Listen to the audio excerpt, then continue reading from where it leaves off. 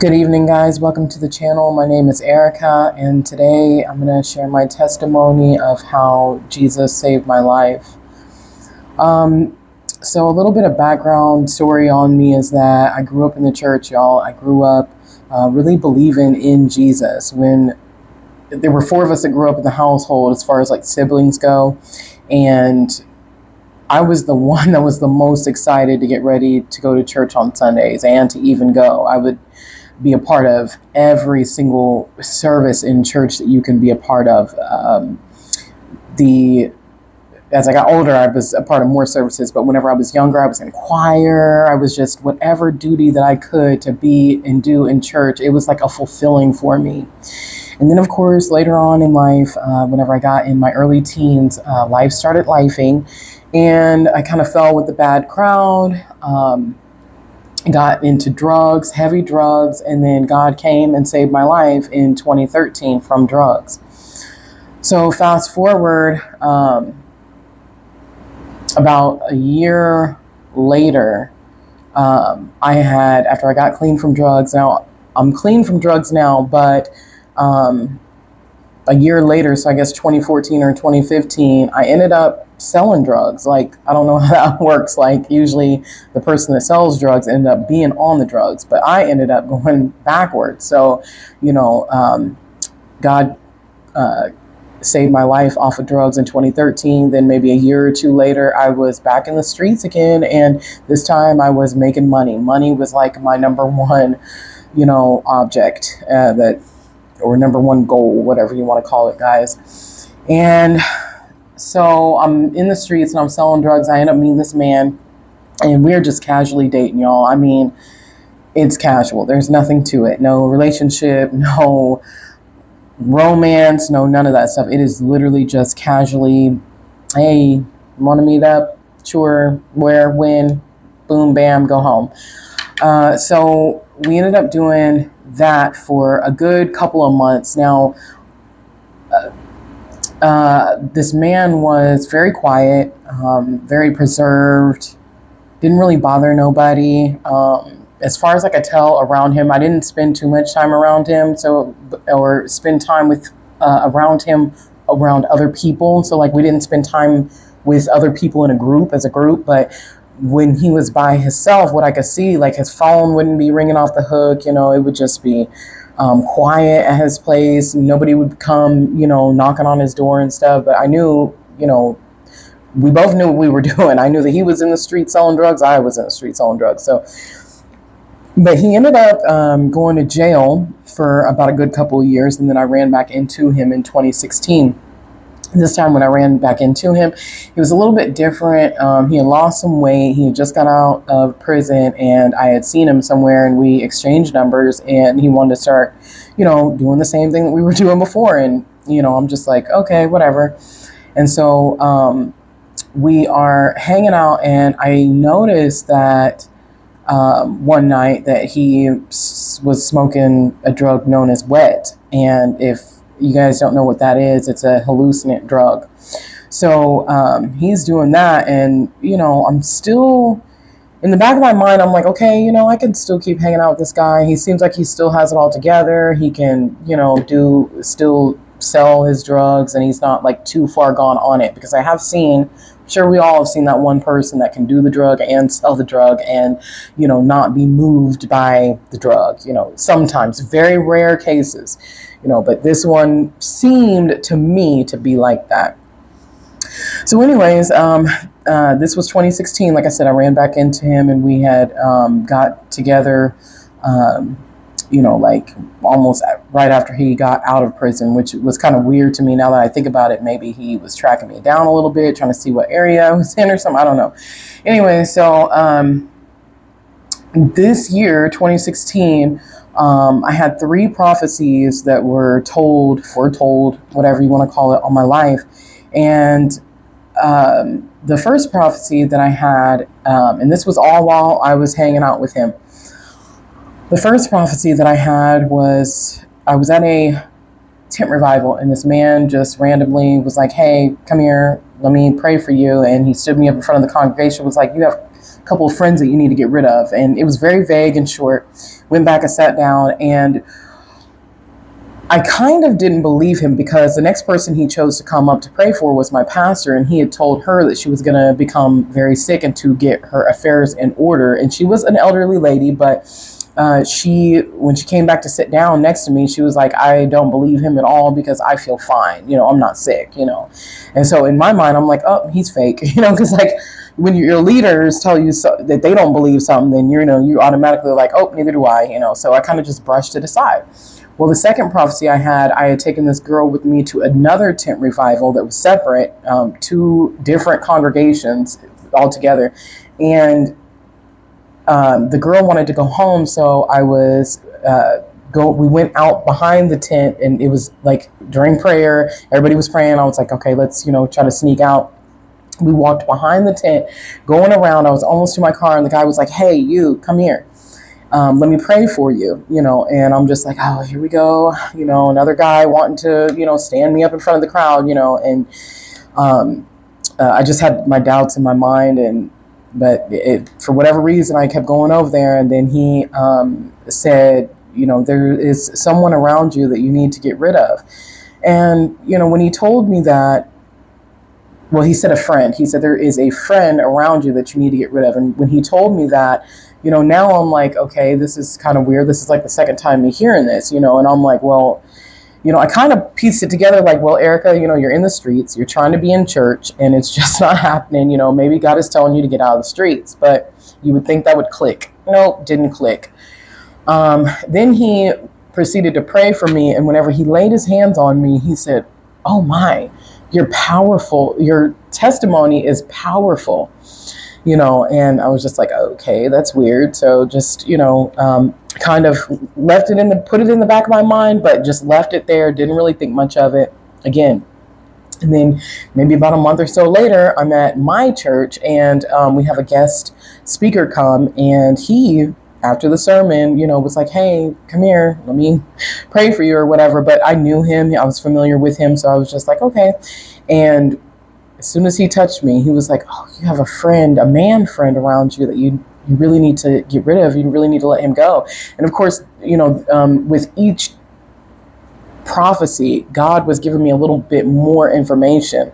And so with this one, he was like, you're praying for him, but he is not going to the same place that you're going to. You have to let him go. And when he said that, in my mind, I'm not thinking of anybody. I'm literally like, okay, so let me just backtrack. In this moment, guys, I'm messing with a couple different men, not just one, but a couple. So I'm like now having anxiety about it. Like, who could this person be? I'm messing with a couple of different people. And not only that, but I have friends around me because I'm in the drug world. So, I'm trying to figure out like maybe possibly who this could be. But once again, I put this in the back of my mind. Now, I want to stop right here, and I want to elaborate on this a little bit, guys. I believe that one or two things happened, because this was 3 times that a prophet, or God sent someone to come and tell me something, and I did not see at all this man. At all. I never thought that he could be possibly the one, because I never had no feelings for this man. I never wanted to go any further with this man. I did not hang out with this man to get to know this man or nothing. It was just casually dating. So actually I had someone else in my mind. Instead of him, I had someone else that I was kind of close to, and that, I was really trying to get into a relationship with. He was in the forefront of my mind. So I'm not even thinking about this other man. So, but that just goes to tell you that either I was under some type of witchcraft spell where I could not see him or even think remotely that it could be him, or that was God trying to preserve this time that I was going to be able to meet his son, Jesus, right? So, okay, so now we're on play again. We was on pause, we're on play. So after that, I started to have to hang around him because we ended up, kind of selling drugs together. And these hangouts would be a little bit intense. He would start doing weird stuff. Like he wanted to try to be in a relationship with me, but I wasn't interested, and so he would kind of show me in just little subtle, stupid ways, and I just still was not interested in him. So anywhere we went, people would just randomly walk up to us and be like, who is she to you? And he'd be like, oh, it's my friend. And, everywhere. We went to the mall together, and a clerk, just a cashier clerk or whatever you want to call her, she asked, who am I to him? And she just, he was just like a friend. And you just said it like it was nothing, which was cool with me because I wasn't trying to be in a relationship with him. But you would think that would open my eyes to the prophecies that were over my life. No, they didn't. So then on the week of, my situation of meeting Jesus happened July the 7th. On that week, so let's just say July the 7th was on a Friday. Okay, I don't remember what day exactly it was that year in 2016. Y'all can look that up. I don't remember. But anyways, at the beginning of the week, weird stuff started happening.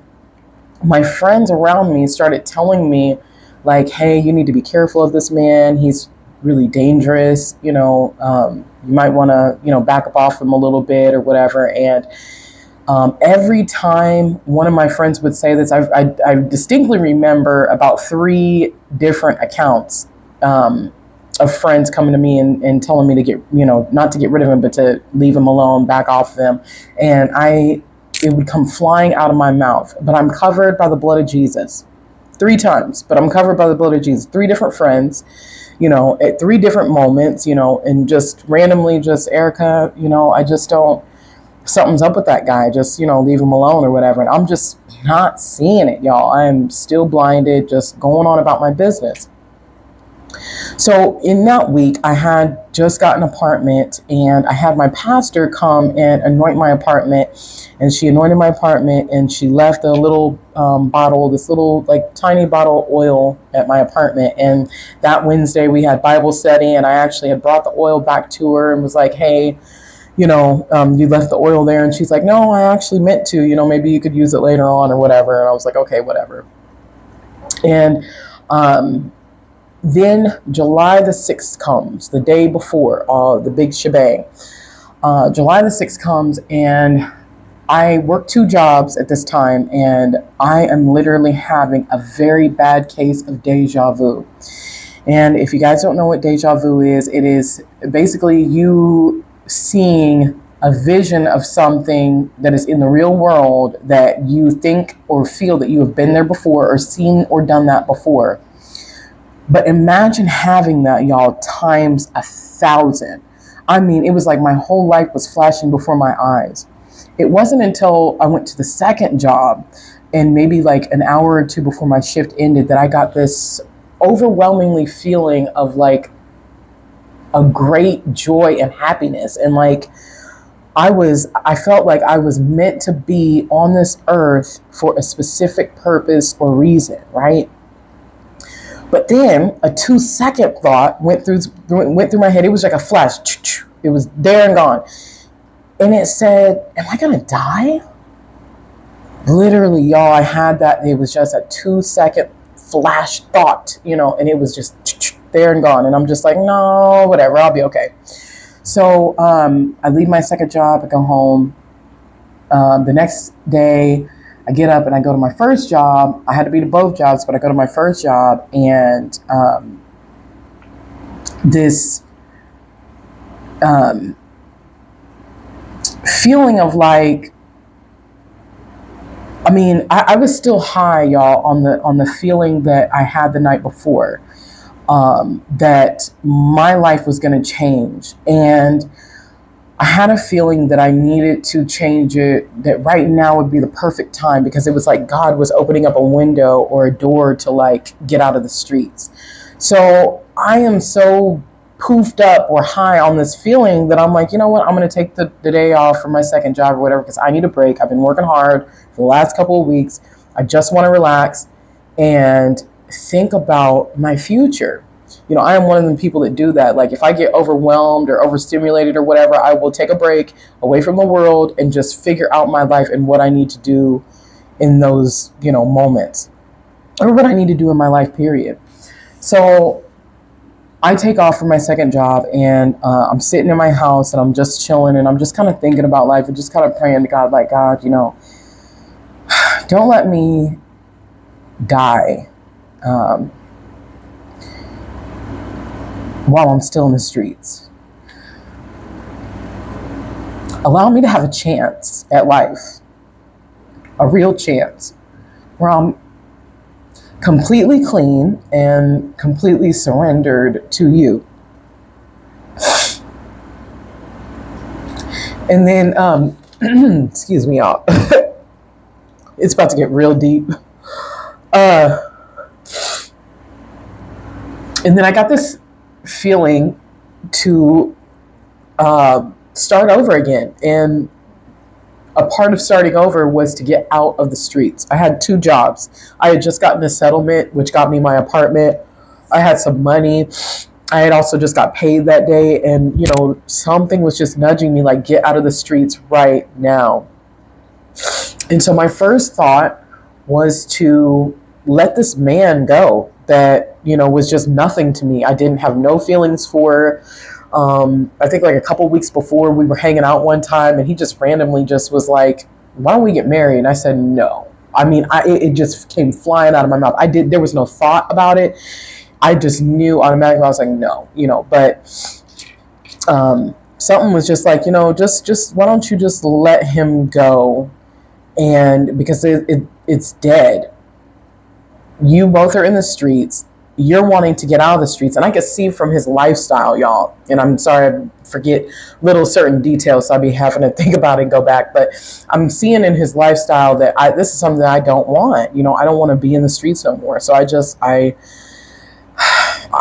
make a decision, sitting on my couch in my living room. I was like, you know what? I'm just going to tell this man that I'm just done, that, that I don't want to be in the streets no more, and it doesn't have anything to do with him.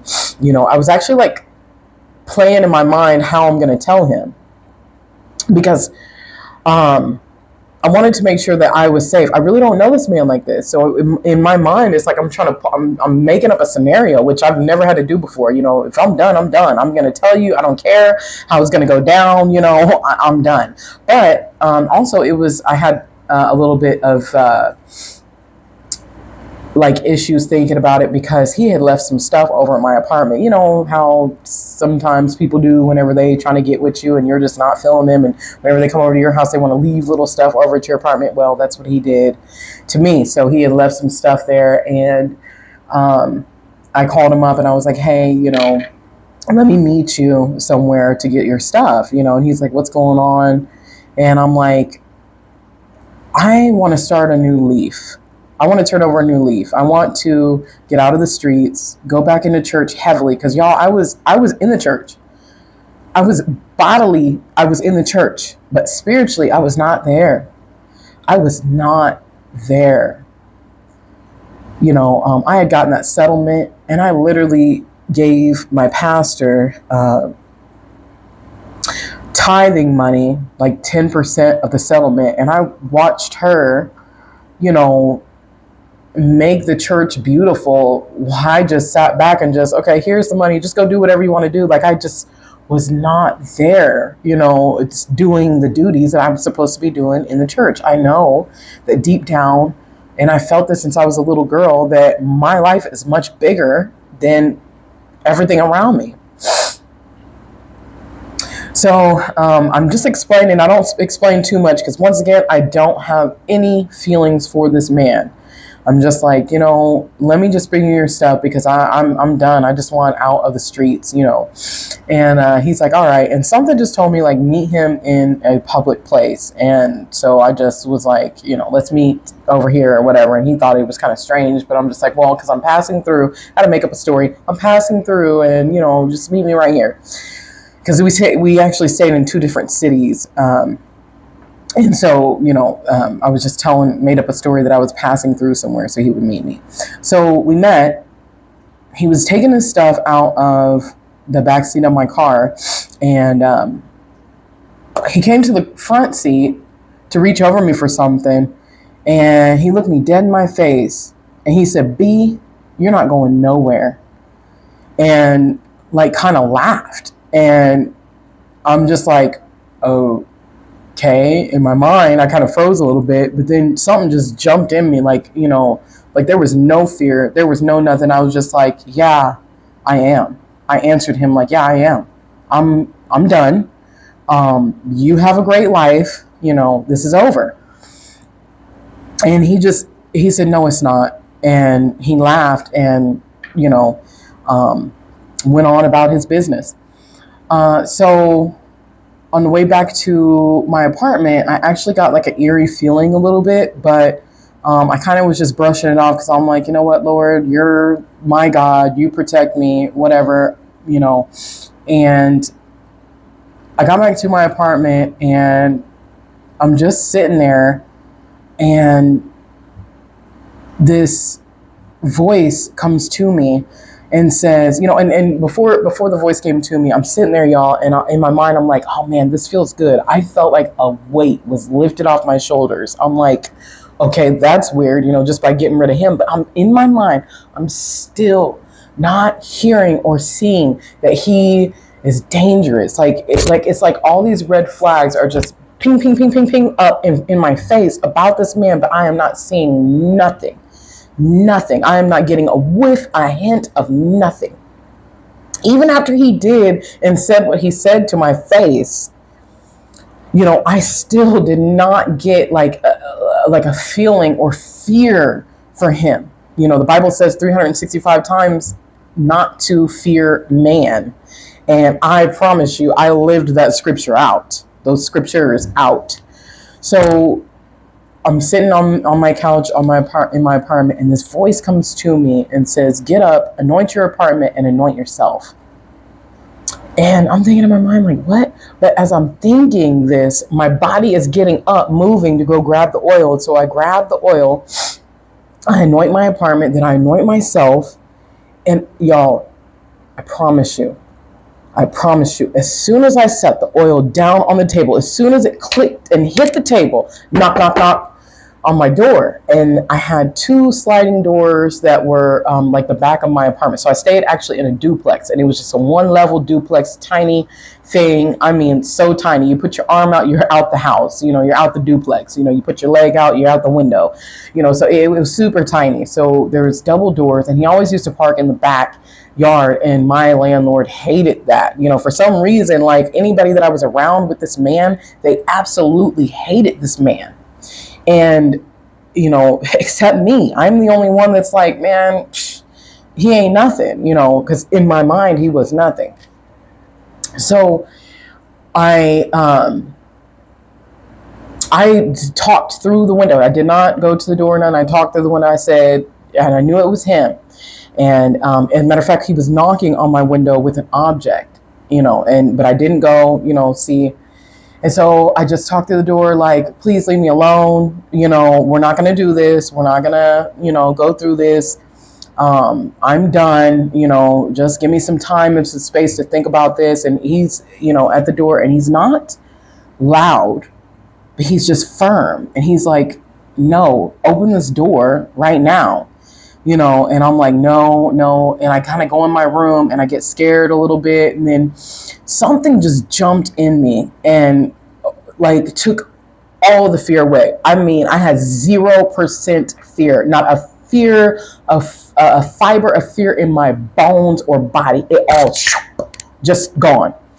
And I go and I open the door, because I'm just like, you know what? I'm going to stand on my no. This man is going to understand that I am saying no to him, and he's going to respect my no.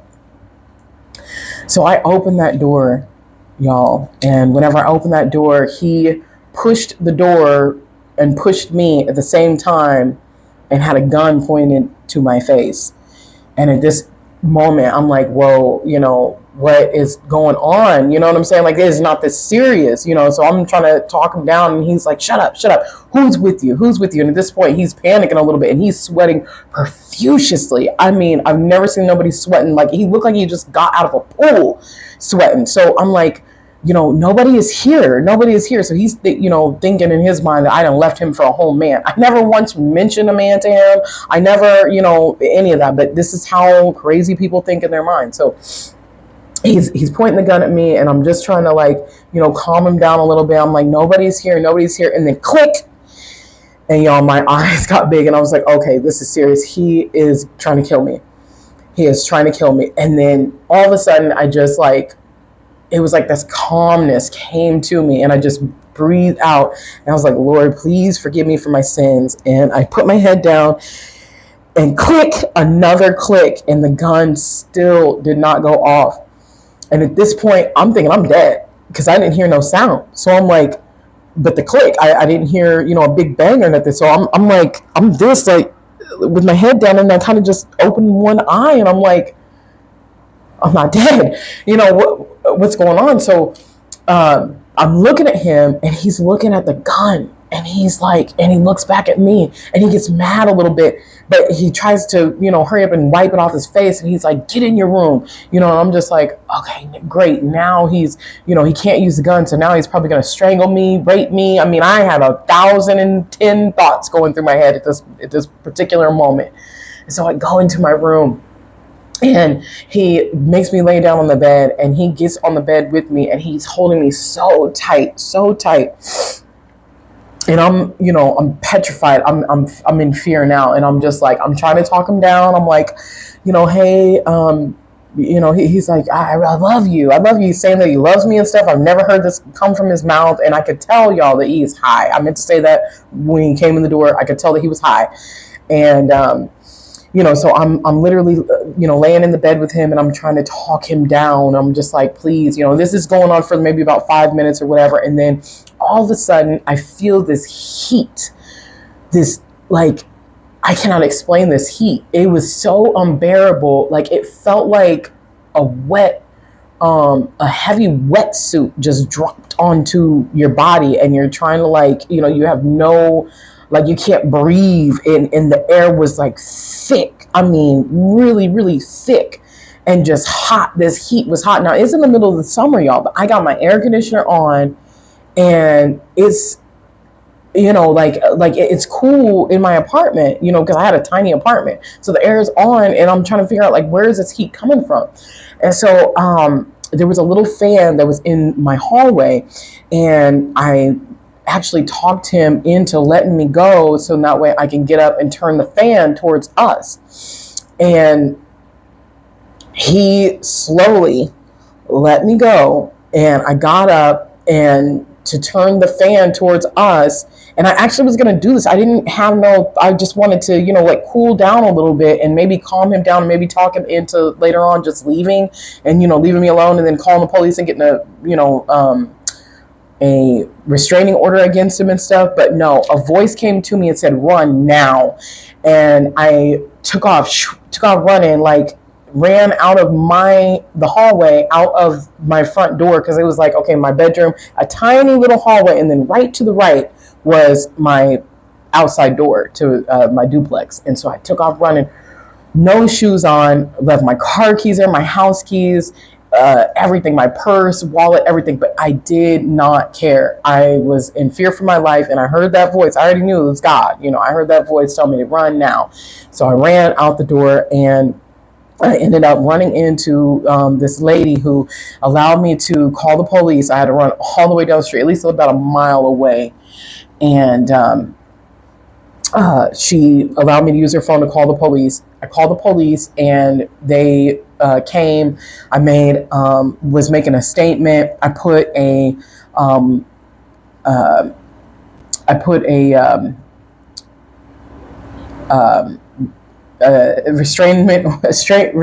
restraining order, excuse me. I just said it a minute ago, y'all. But I put a restraining order against him. It was a 30-day one for free, and then you got to go within the 30 days, you have to go to court and then get one that's paid for, y'all. But anyways, I go and I do that. And there's a detective that they bring to me, to ask me some questions about what was going on. It was a lady. We sat on my couch. They're going through my apartment and everything. He left, but he done stole my purse. He left my keys. Thank you, Jesus, but he just stole my purse. I stole some expensive purses that I had, and stole the little bit of cash that I had in my other purse or whatever. But he left my ID and wallet and everything, which was, thank you, Jesus. But anyways, as I'm sitting down talking with the detective is interviewing me, and she's asking me like 1,001 questions, and but at 3 different times, 3 different ways, she asked me who he was to me. And the first time she asked me, she's like, who was this man to you? And I said, he's my friend. And then she asked me some other questions, and I'm getting kind of irritated a little bit, just ready to I'm actually kind of scared, scared, irritated, nervous, anxious, all that. I mean, everything, every type of feeling you can understand, imaginable, is going through my mind right now, because I'm like, man, is this really happening? Am I really alive, or what's going on? So then she asked me again, and what is he to you? And I said, my friend. And then she asked me some more questions. And then the very last time, y'all, that she asked me who this man was to me, when I said a friend, everything, boom, came crashing down on me. I mean, everything came falling on me. This was the friend that I need to get rid of. I'm sitting here like, I couldn't breathe, because I'm literally getting downloaded with everything that led up to this moment. Everything that led up to this moment. Strangers coming up to me, telling me to leave this man alone. All this stuff. And I'm like, oh, thank you, Jesus. It was like I was in a trance. I was in a trance. And I didn't understand what was going on. So they ended up leaving, y'all. And here's where the experience comes in. This is the next day now. This is the July the 8th. And these numbers are very significant. Maybe one of these days I will make a video on these numbers and what they mean. I'm sure it's a lot of people on these videos that make videos of godly numbers and what they mean.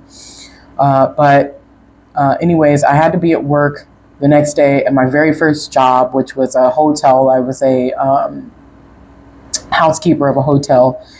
And I'm still feeling very nervous, very, I did not get no sleep all night.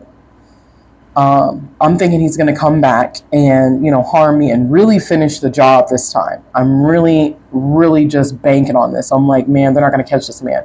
And also, guys, in so many words, the police was like, we understand you're a felon, but because I live in the hood. So they're like, we understand that you're a felon, but if you could get a hold of a gun tonight and at least have it with you, we would feel better. Or we would feel even more better if you went and stayed with somebody. But I had nobody. I mean, I had my pastor or whatever, but she's married. I'm not one of them people that be wanting to stay with or can stay with married people. I didn't care. Even this situation, I was just like, you know what? God is my protector. If I didn't die tonight, that means God, is obviously protecting me. So I was like, no, I'm just going to stay here.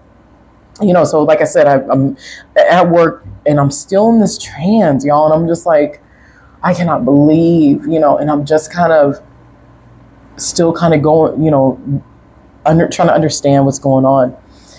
And so I get to work and I get my very first room, and this room is filthy dirty.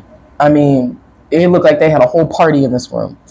And which was perfect, because I actually wanted to just chill out for a second and take my time. I actually didn't care about even losing my job. I just wanted to take my time because I wanted to be away from that apartment. I wanted to get my mind right, get my mind together. I really wanted to be at work all day long, literally. So anyway, so I'm starting my first room, and this voice comes to me and says obedience. And it was in like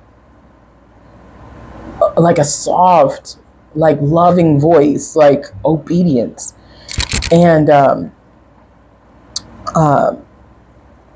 all of a sudden, this presence comes in the room, fills the room. And I mean, it was so heavy. I mean, I could feel it, but I could feel different presences, but I could feel one main presence, if that makes sense. And so what I'm about to tell y'all is that I have what is called an open vision. And John in the book of Revelations had an open vision, and then he had an outer body experience vision, or an outer body experience. I couldn't tell you if I was out of body or in body, but I knew that I was still on earth, if that makes sense. And an open vision, the difference between a regular vision and an open vision is a regular vision, you just see a screen of something or you see a vision of something, and that's it. But an open vision, you can actually interact with the vision. You could touch, you could feel, you could taste, you could smell. All your senses are there in with the vision. So I did not understand that until literally I just found this out, y'all, a couple of months ago. And this happened in 2016. That's why God has been leading me up to sharing this testimony with you guys, because I mean, everything matters, y'all. Everything matters. A chair, it matters. It has life in the spirit realm. It breathes in the spirit realm. It has life. It matters. So once again, I'm engulfed in this presence, y'all. And all of a sudden in the room, I'm seeing I'm noticing that the atmosphere is changing.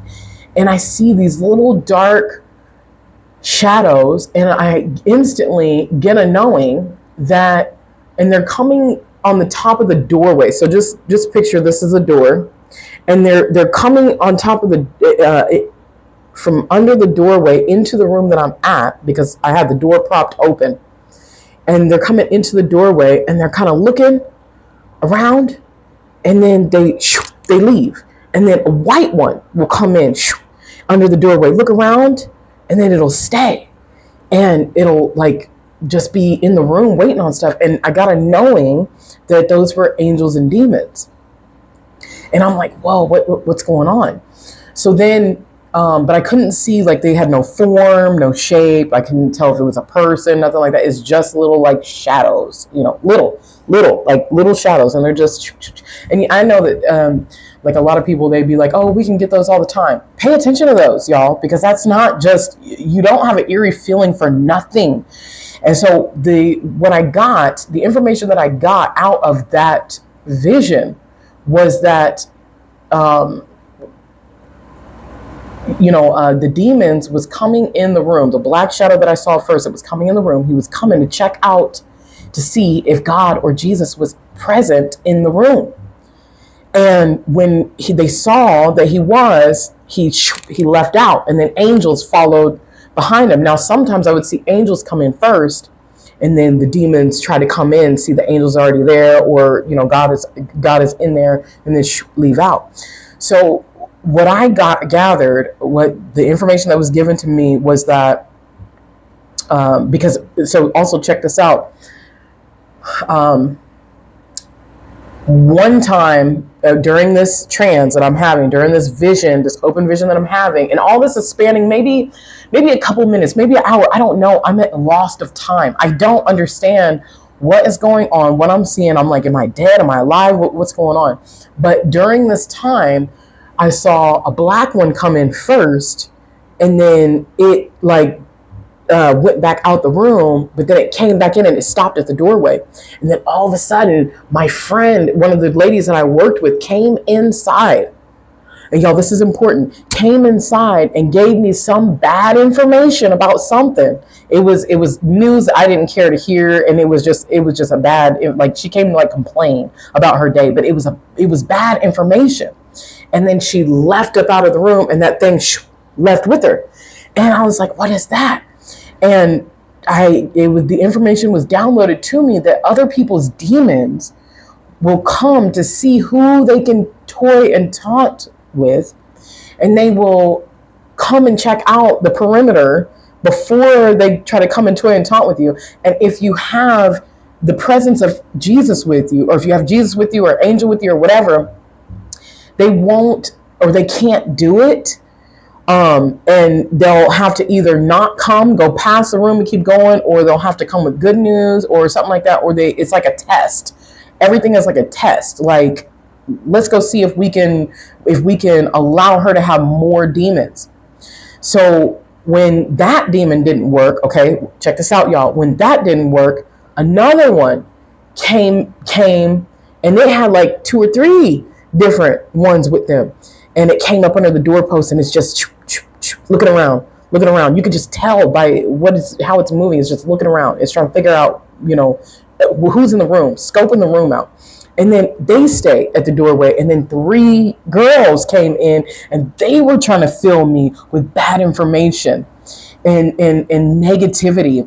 And I just told them, because I was in I could feel, and I knew, I always had a godly presence about me, and I didn't, I always try to shift my own atmosphere. Like, if you come to me with bad information, like that first girl that came in, it didn't work. She tried it didn't work. The 3 came in, they tried it didn't work. They got sent back out. So that vision was over. I saw that happening. And then now I'm focused on what is going on, who is in the room with me, because I'm feeling this presence. And the sooner that I say or ask, not say, but ask in my head, who is this? Bam. I get a download that it's God. And at this moment, I like this feeling, just a heavy feeling just plopped down on me. And y'all, I dropped to my knees and just started worshiping, just like, oh, this is God. Like, I didn't feel like, I thought that at any moment, because I didn't understand, like, I thought at any moment that he was just going to come and show his face to me. I didn't want to see it. I was like, no, I'm going to worship you, God. I'm going to worship. But there was no fighting it. I just instantly fell on my knees and started, worshiping God. So as I'm doing this, another presence comes to me and says, that they want to show me something. Now, I cannot see anything at this time. I cannot see no angels, no demons, or nothing. It's just presences. I know that they're there. I'm still in this room. I'm just kind of interacting with the presence. But hold on, y'all. I'm so sorry, y'all. I'm back. So I'm interacting, like listening to what they're saying, and they like kind of slowly but surely got me off my feet. But my head was down. I didn't want to, breathe the wrong way or do anything wrong. I'm just like, what did I do, for you to be here? Am I dead or whatever? And, the presence was like, no, you're not dead, but let me show you something. So as I'm in this room, supposed to be cleaning, this area, my body is cleaning, but it's like, maybe in the spirit realm came to me on earth. The spirit realm came to me on earth, y'all. And I'm literally, all of a sudden, I'm back at my apartment. And I'm like, man, what is this? What's going on? And to my left, up above in the air, no, before I seen that, in the air all around me, it's like you could see a sky with stars in it, but you see all around you angels and demons fighting all the time, nonstop. It is a huge battle going on, a never-ending battle, and you can find that in the Bible.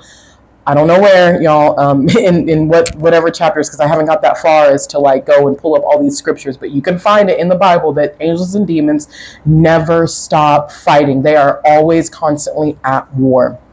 So they're fighting in the air, and I'm like, man, what's going on? And then all of a sudden, this table comes to me in the air. We're back at my apartment, and I'm standing here. So like, when he came in to put the gun to my head, that this is where we're at. This is the time. This is the time that we're at, is where he is trying to kill me. I'm standing there, and this table comes to me, and these people sat at this table, and they were pure white. They weren't even see-through. You couldn't see through them, but they were like pure white. I don't even know how to explain the white. It was like a bar of soap white. I don't know. It was a solid white that they had gold outline. Like you could tell it was you could tell it was a man or a human.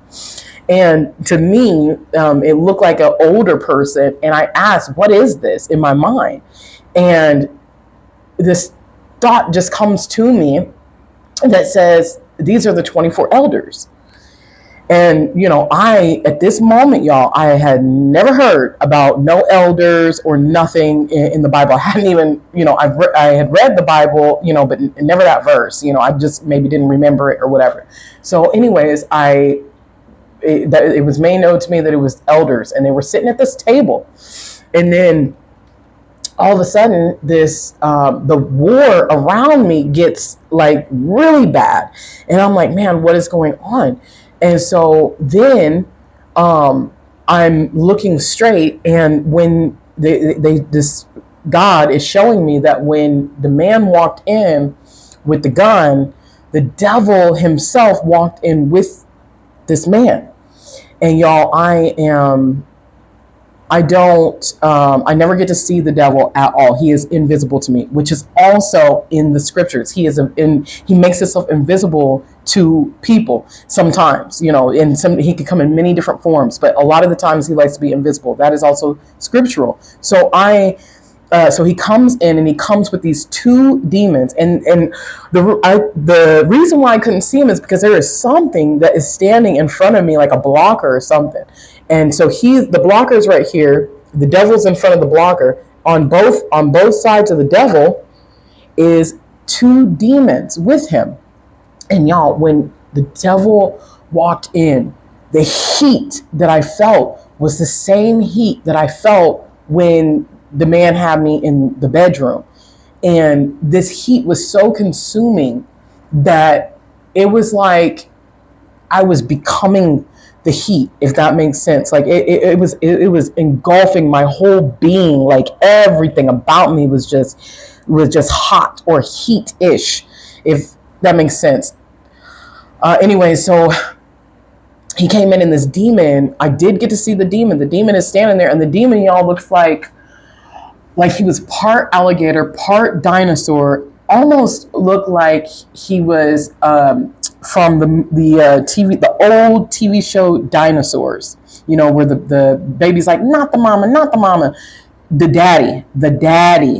That's was his body form, but his head form was like an alligator, and this fear of like terror. I mean, there's no words to describe this fear that just came rippling through my flesh, like through my skin, and this entity or this demon was like channeling to me what he wanted to do to me in hell. And they both come in with these chains. Like I said, there was something was standing in front of me, so I couldn't see the devil. I could only see this one demon. But I know there's a knowing that this is the devil, and that he has brought two of his demons with him. And so, but also I'm trying to figure out, like, why these demons are here, with him. And so the devil comes, and whenever he came in, it was made known to me that he had a contract in his hand.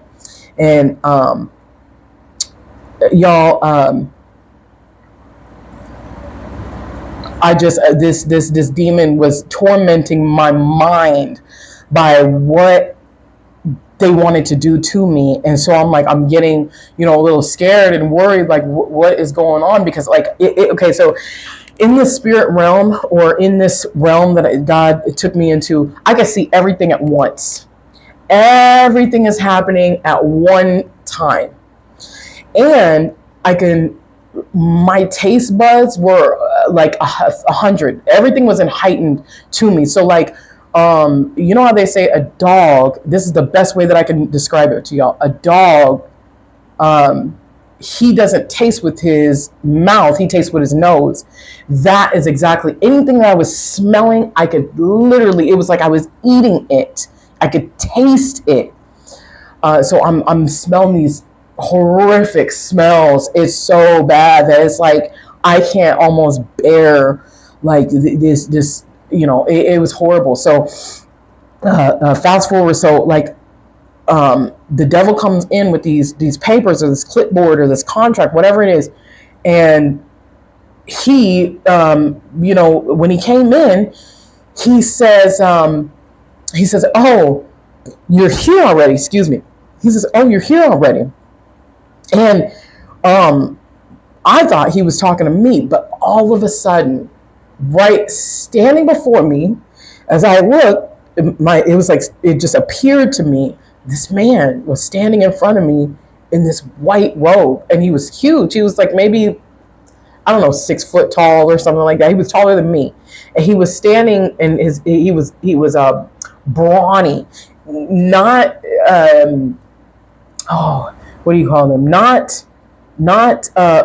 he was muscular, but it wasn't like a ripped Arnold Schwarzenegger muscular. He was like thick and brawny, like I cannot explain it, y'all. Just brawny, just huge. And I noticed because his back is towards me, so he's facing the devil, and I'm facing his back, so I'm behind him, and so as soon as I thought, who is this in front of me? Bam! The Jesus came right to my mind, and it hit me like a ton of bricks. It was like the word just hit me and just boom, and I'm like, oh my gosh! And when it hit me, y'all, my body felt so dirty. I mean, I felt like the dirtiest thing on earth. And I was like, no, I can't be in your presence. I felt so dirty that I could not be in his presence. I'm like, what am I doing here? Why am I in this, in your presence? And my head goes down, and I'm just like, oh, forgive me. Oh, forgive me. And as I'm standing there at the same time, all this is going on, the devil starts talking. And he's like, she belongs to me. And I heard this, and I was like, oh no, I didn't make it. In my mind, I'm like, I'm dead. I'm dead. And, he was like, she belongs to me. And this Jesus just standing there, he's not saying anything. And as the devil is talking, I noticed that Jesus got his sleeves to his robe rolled up. And I noticed his arms and what color he was. He was like the color of I wish I would have brought a penny with me, but he's like a penny, not a new penny, not an old penny, but like the color in between. He's like a dark brown, but like almost like a bronze, like color. And he was glowing, but not in like a so light glow that I couldn't see him. It was just like I could actually see that he just had this glow to him, just this faint glow to him, and it clicked, because I'm like, oh my gosh, he's not black. Forgive me, y'all, but I grew up in a church that told me that Jesus was black. And I'm in my mind at the same time the devil talking. I'm not even really paying attention to what he's saying. I'm hearing him because everything is happening all at one time. These elders are sitting at this table. There's a war going on around me. Jesus is standing in front of me. He's not saying anything. The devil is talking. These demons are showing me what they want to do to me. And I'm worried about Jesus's skin complexion. But anyways, his skin he is Jewish, like the Bible says. Like, he looks Middle Eastern, y'all. And I'm like, I'm blown away by this. Now, the way that he's standing to me, his shoulders are like up here. I stand at 5'6", so I'm kind of tall for a woman, but his shoulders are like up here. So he's huge. He's maybe almost, I want to say about 6'5" or something like that to me. But I think maybe he might be bigger in another spirit realm or whatever. But anyway, so I cannot see his head at all. I am just so feel so dirty in his presence. I'm just looking down, and that's why I was looking at his arm, y'all, because I was just looking down the whole time. So then, I'm still looking down, but I can still see everything. It's so weird. My head is down, but I can still kind of see a vision of everything. And so the devil continues talking. He's like, she did this, and that, and we're here to collect her soul. And these chains started rattling, and the demons is getting happy, and they're like, oh yeah, we're about to take her. And I can feel in the spirit. Now, for whatever reason, Jesus would not allow me to see his face, his head, none of that stuff. But I could feel him turn and look up to the elders and wait on their response. And the elders they got a contract or papers in front of them at this desk, and they're like, sir, he's right. She did do this, and that. Her soul does belong to him. And Jesus looked back at the devil and simply said, she's covered in my blood. But it was like so soft, so, like innocent. It was like, the devil's just, really happy, he's about to get my soul or whatever. And Jesus like, can't have her. She's covered in my blood. It was nothing to him, and so the devil, he's like, what? No, this can't be. Like, you don't even understand. Let me count the ways for you of how she belongs to me. And he starts flipping through his pages, and the demons are getting all riled up, and they're like, and I'm feeling, as all this is happening, I'm feeling that, like, because I heard everything that he said, everything that the devil said, the stuff that he was naming that I was doing, I was really doing. And so some eerie feeling started to seep into me, like, man, all right, Lord, you say I'm covering your blood, but I don't believe that. I'm actually kind of on the devil's side, is what my mind is saying.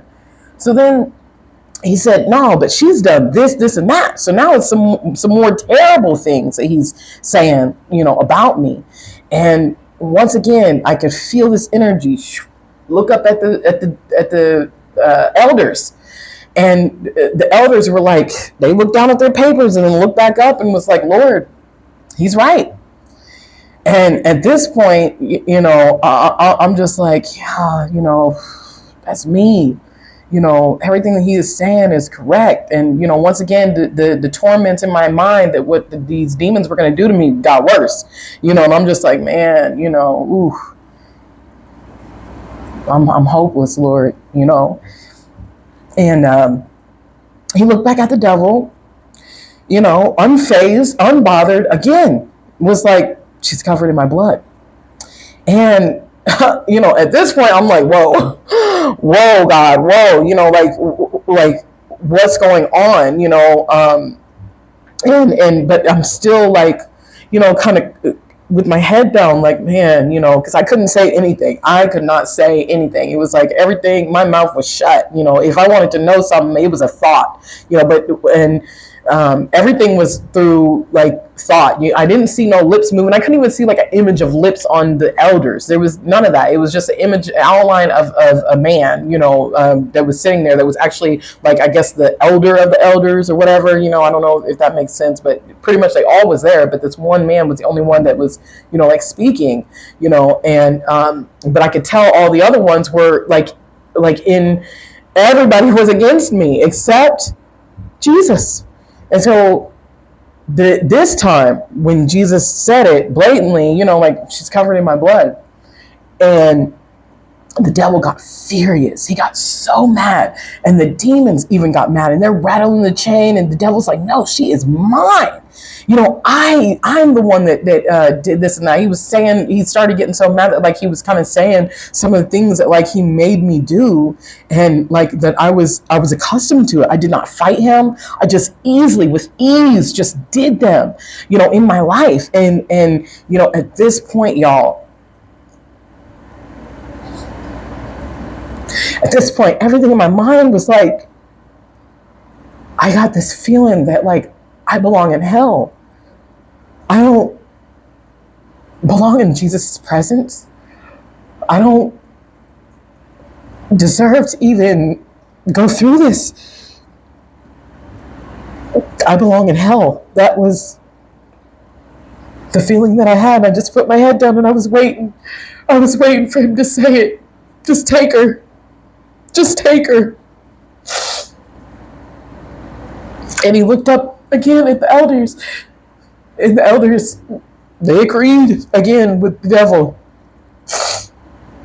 And Jesus, he looked back at the devil and he stepped aside and he said, but she's covered in my blood. Like it was nothing. Like it was nothing. Still, and I was blown away. I looked up because my head was down. Excuse me, y'all. My head was down, and I looked up and I said, "What? Like, are you kidding me? Like, you just saved my life. Like, why me? Like, what? I don't deserve this. So then, y'all, fast forward. This image got erased, and I was back in the room. Doing supposed to be cleaning and whatever. And I noticed that whenever I got back, I don't know if I actually went somewhere, but it was like this vision came to me whenever I got back. This I noticed that I'm still working. This whole time I've been cleaned almost half of this room, and I didn't realize that I was doing this. I'm like, man, I really went somewhere, maybe. And so I'm back in the room, and this presence is still with me, and I believe that it's Jesus. But y'all, I was not allowed to see fully his face, none of that stuff. I just can feel that there's a presence in the room. And still, whenever I get back to this room, these demons and angels are up underneath the doorway, still trying to come in, see what's going on. And now I'm seeing more angels because Jesus is there. So it's like 5 or 6 angels come in, and then the demons, now instead of coming up underneath the doorway and seeing in the room, they go right past the door. It's like, I'm like, whoa, like the man is here, y'all can't do nothing, So, and as I'm sitting there and I'm just replaying everything and just trying to understand what just happened, it was made known to me that, I got another chance, and that, I had to try to do better with this chance. But, the main thing was he said, I really want you to tell my people how much I love them.